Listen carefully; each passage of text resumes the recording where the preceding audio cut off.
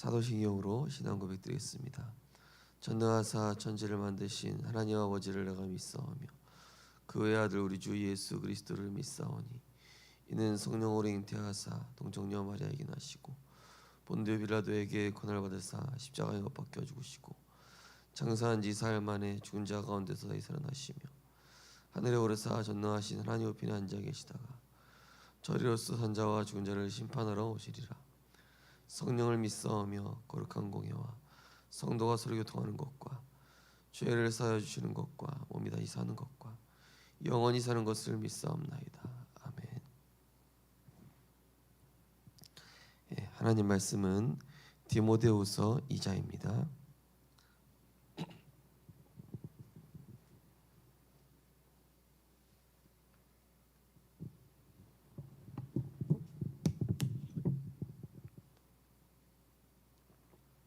디모데후서 2장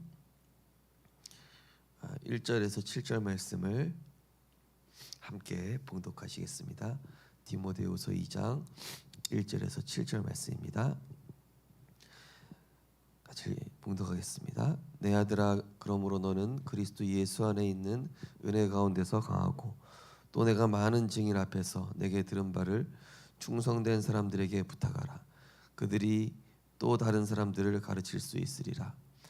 너는 그리스도 예수의 좋은 병사로 나와 함께 고난을 받으라.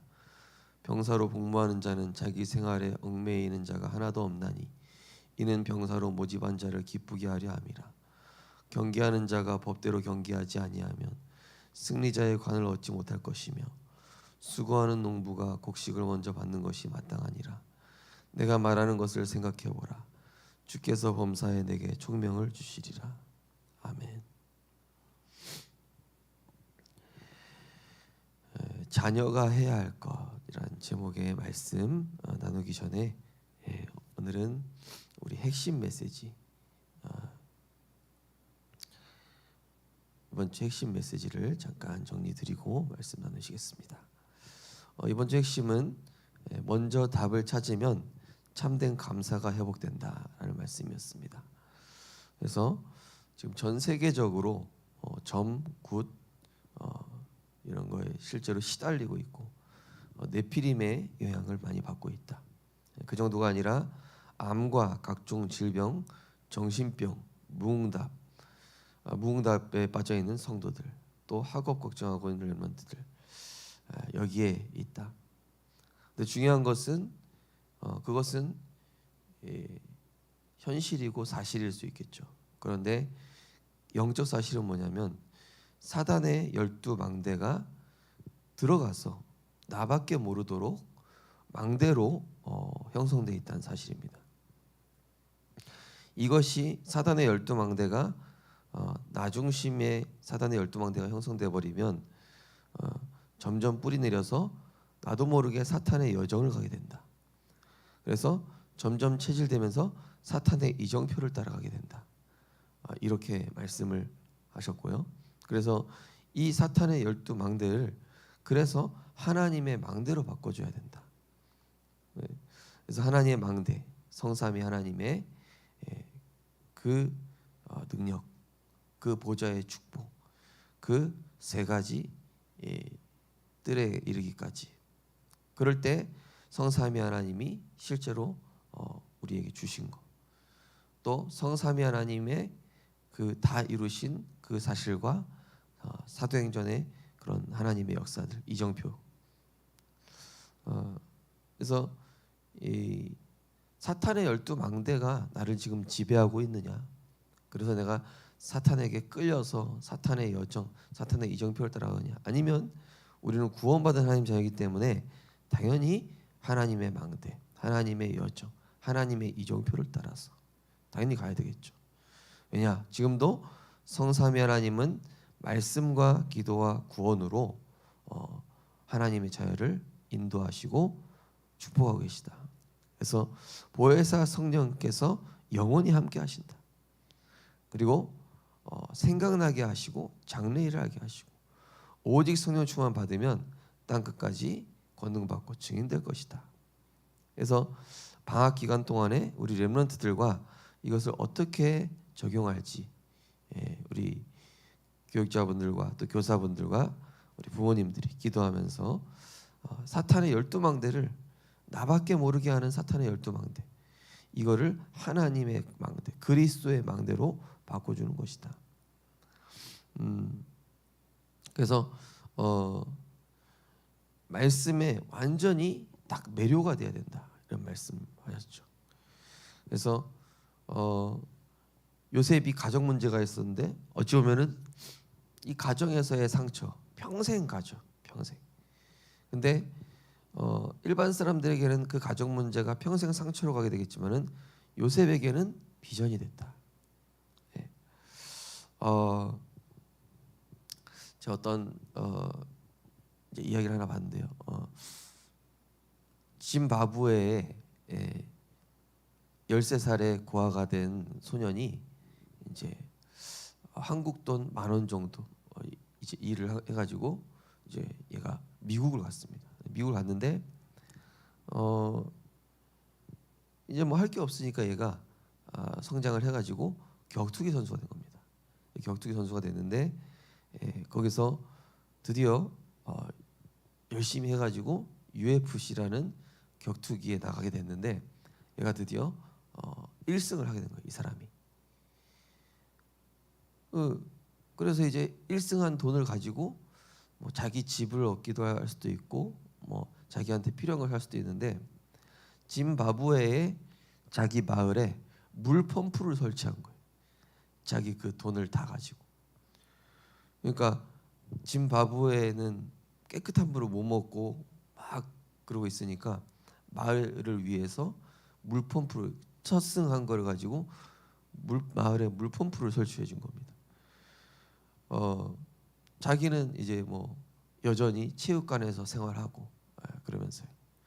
그러다가 이제 그 체육관에 유명한 이제 영화 배우가 와가지고 그 소식을 듣게 되죠. 이제 그 소식을 듣고 이제 그 짐바브웨 그 격투 선수에게 가족들을 위한 집을 사주는 그런 모습이 나오면서 이제 그 영화 배우한테 이제 그런 얘기를 하죠. 저도 당신처럼 정말로 이렇게 저처럼 곤란 중에 있는 그런 사람들을 위해 나중에 자기도 돈 벌고 성공하면은 그렇게 쓰겠다. 옛날에 그런 책이 있었던 것 같아요.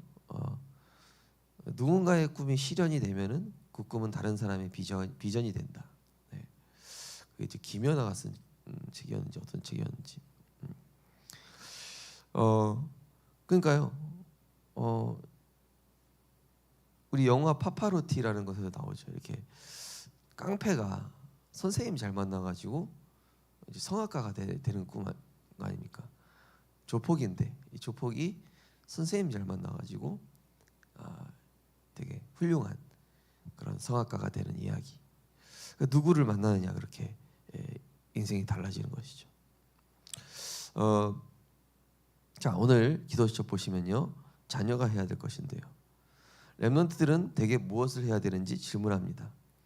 그러나 하나님은 시대마다 렘넌트가 영적 서밋이 되도록 준비하셨습니다. 하나님은 지금까지 렘넌트를 세워서 전 세계 재앙을 막고 세계 복음화를 이루셨습니다. 지금 전 세계에는 영적 문제가 일어나고 있습니다. 자살과 중독, 살인이 전 세계로 퍼지고 있습니다. 그래서 하나님은 우리에게 영적인 힘을 주셔서 전 세계 렘넌트를 일으켜 세우라고 하십니다. 하나님은 세계 복음화의 언약을 붙잡은 렘넌트를 영적 서밋으로 축복하십니다. 그렇다면 렘넌트는 무엇을 붙잡고 가야 할까요? 무엇을 해야 되는지. 그러니까 내가 어떤 상태가 먼저 돼야 되는가가 준비돼야 되는데, 뭘 해야 돈을 잘 벌고, 뭘 해야 사람들이 알아주고, 뭘 해야 성공하는지. 결국에는 이 렘넌트들도 자세히 보면은 나의 것, 나의 성공. 창세기 3:61이 사실 어른들을 통해서 또 많은 미디어와 매체를 통해서 들어갔다고 할 수 있죠. 그래서 우리 후대들에게만큼은 반드시 하나님의 것. 지금 현장은 정신 문제로 네피림으로 심각하게 죽어가고 있는 현장에 네가 선교사로 가는 것이다. 그래서 그리스도의 빛을 바르러 가는 것이다. 세계 재앙막으로 가는 것이다. 짐 엘리엇이라는 선교사님이 아우카족이라고 아주 흉폭한 그 원주민이 있는 그곳에 이제 선교하러 가셨는데 이 아우카족들이 이 선교사님을 살해를 했잖아요. 근데 죽어가면서도 하나님 당신 사랑한다. 당신들 사랑한다. 당신들 구원받기 원한다. 이러면서 이제 그 선교사님 죽어가는데요.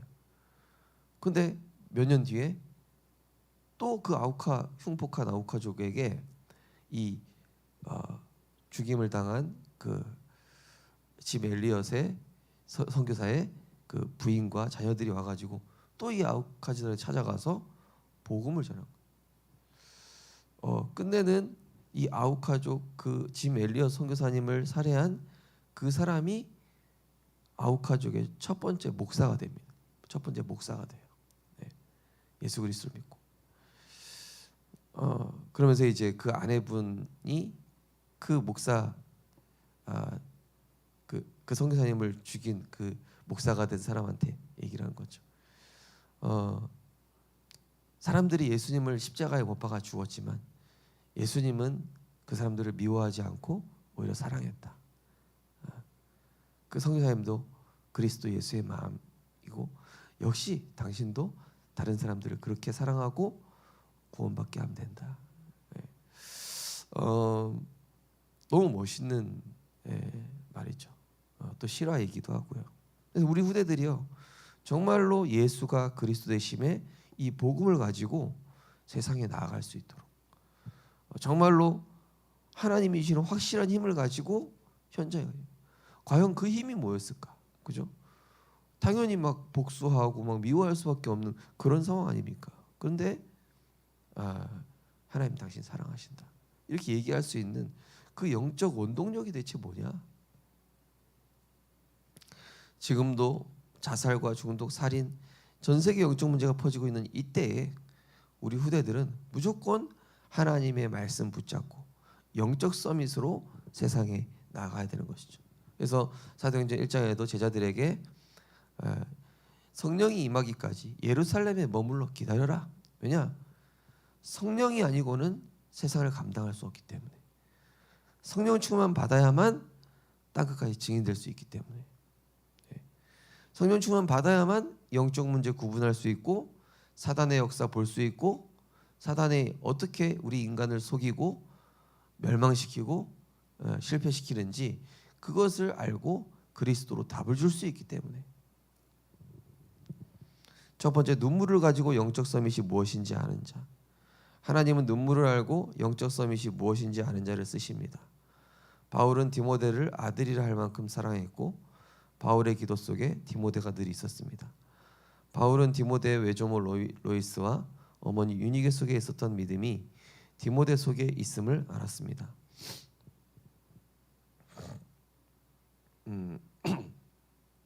하나님의 눈물을 알고 영적 서밋이 무엇인지 아는 자.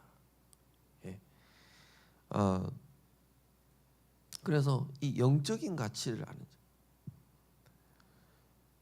이 복음을 제가 전하면요, 이렇게 한 번은 딱 음료수보다 전도 자료에 더 관심 가져요. 그래서 이게 저는 음료수는 됐고 하나님 말씀 잘 읽어보겠다 이런 분이 있어요. 또 어떤 분은 반대로 전도지는 버리고 음료수만 가져가는 분도 있고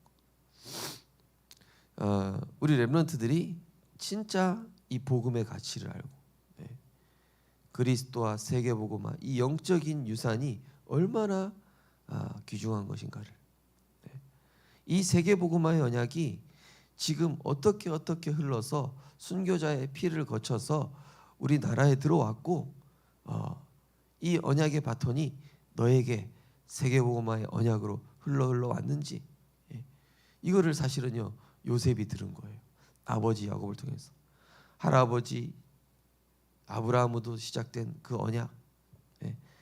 아니지 그 전에 아담으로부터 올라왔던 창세기 3장 15절 여자의 후손과 그러면서 가죽옷의 그 피 흘린 가죽옷의 언약과 방주 언약, 그러면서 아브라함 할아버지가 이 드렸던 피 제사와 단을 쌓았던 비밀들, 이게 이제 흘러가지고 후대들에게, 그럼 이 언약이 후대에게 어마어마한 세상 살리는 힘으로, 민족 살리는 힘으로, 이 어릴 때 언약 붙잡은 모세 한 사람이 한 민족과 나라 살린 것처럼 말이죠.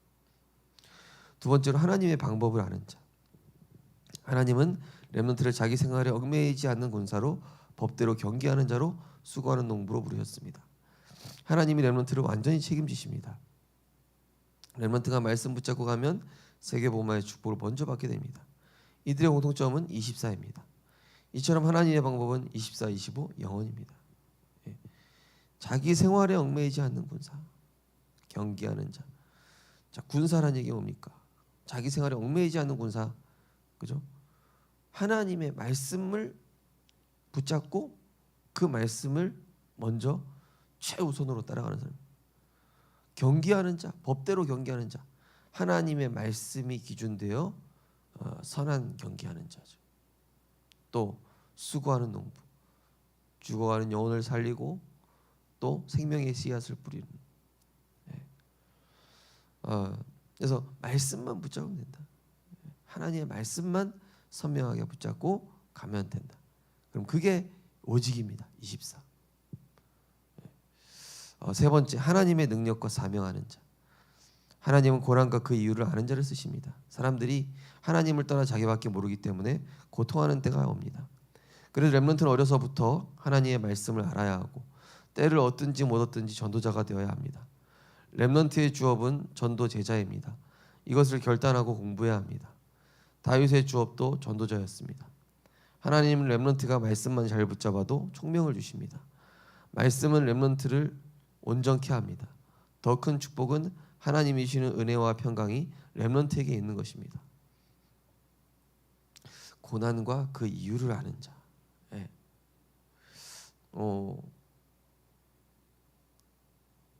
하나님은 우리에게 눈에 보이는 걸 주시는 게 아니라 눈에 보이지 않는 영원한 것을 주기 원하시죠. 물고기를 많이 얻는 게 중요한 게 아니라 물고기 잡는 방법을 알아야 돼. 자녀들한테 무조건 잘해주기보다는 이 자녀가 문제, 상황, 어려움을 스스로 딛고 일어설 수 있는 힘을 길러내야 되겠죠.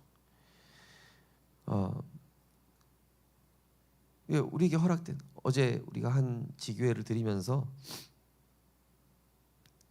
한 성도님이 나에게 왜 이런 문제가 계속 오는지 모르겠다. 그래서 제가 듣다가 하나님이 진짜 사랑하신다.